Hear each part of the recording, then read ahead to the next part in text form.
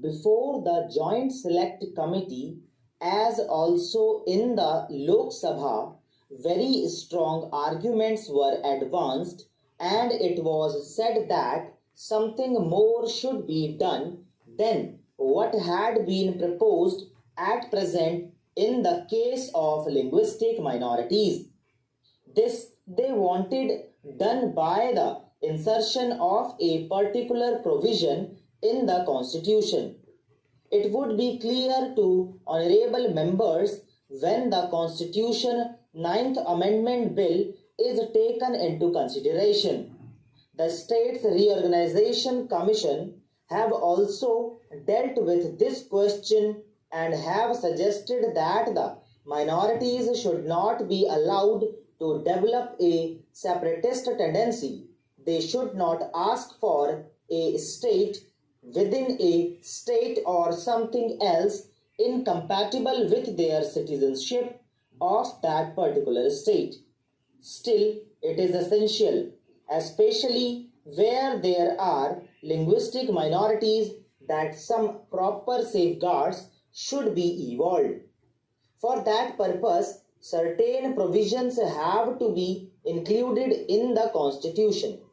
Now, some members of the Joint Select Committee in particular were not happy.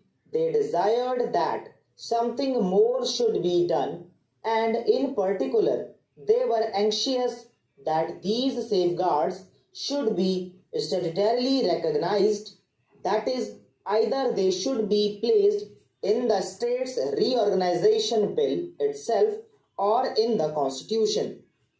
That question was considered by the Home Ministry, and we have already sent out to the various state governments a circular, a copy of which was placed before the Joint Select Committee.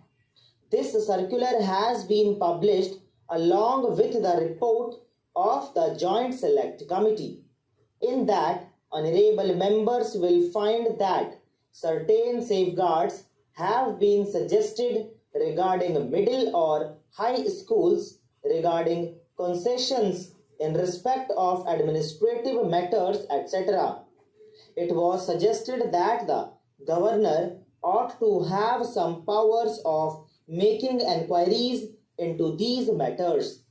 The governor also will be making enquiries in the light of the amendment that has been proposed in the Constitution Ninth Amendment Bill. It was further contended that it would not be sufficient unless we have got statutory safeguards. So far as these statutory safeguards are concerned, it was considered that it would not be advisable in the interests of the linguistic minorities themselves to have these safeguards.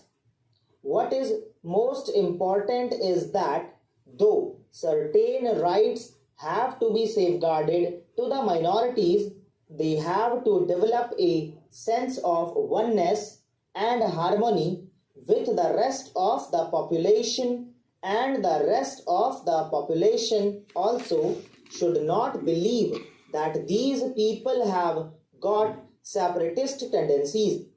If certain statutory safeguards were introduced, it was felt that they would lead rather to the worsening of the good relations between the linguistic minorities and others than to any improvement.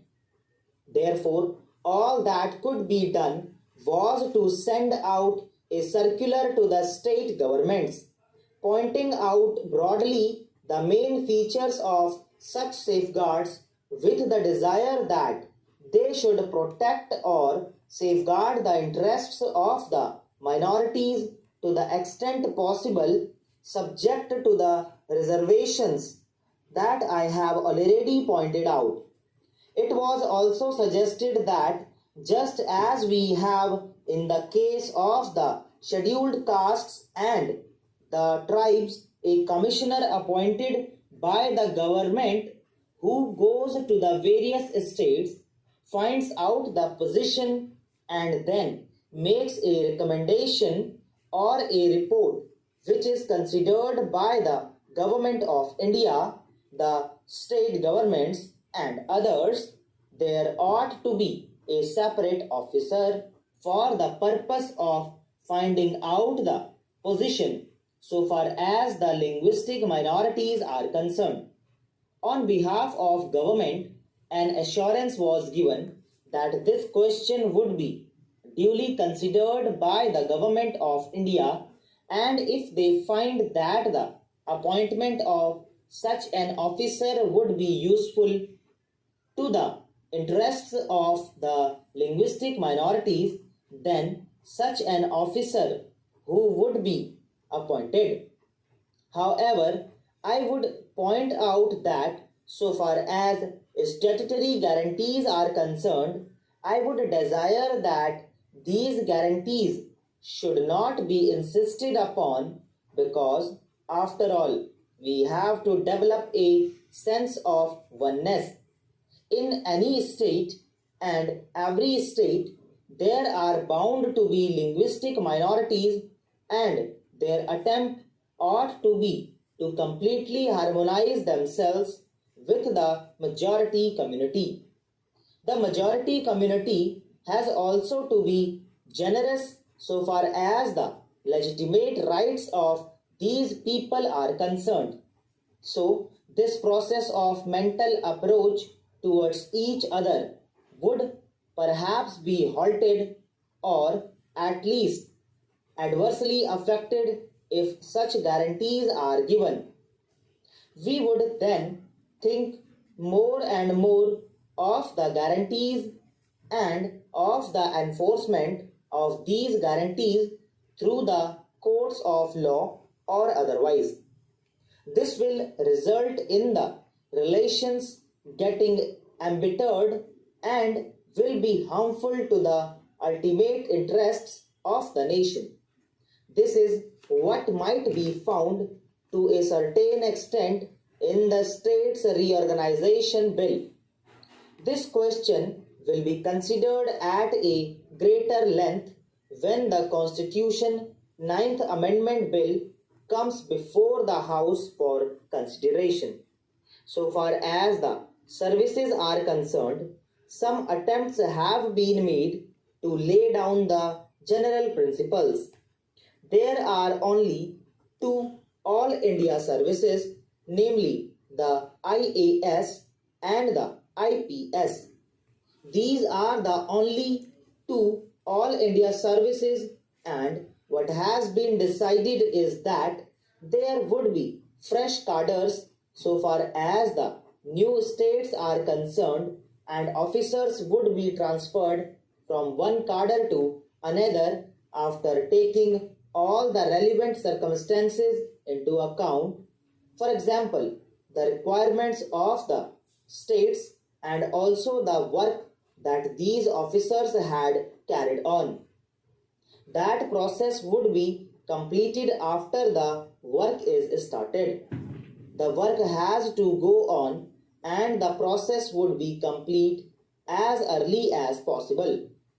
So far as the state services are concerned, certain principles have been laid down. One such principle is that in the case of a whole state merging with another bigger state, all the officers at various levels will be carried over into that state. The difficulty arises when you have to deal with the question of the transfer of certain portions of a territory to one state and another portion to other states, as in the case of Andhra Pradesh and as in the case of Maharashtra. So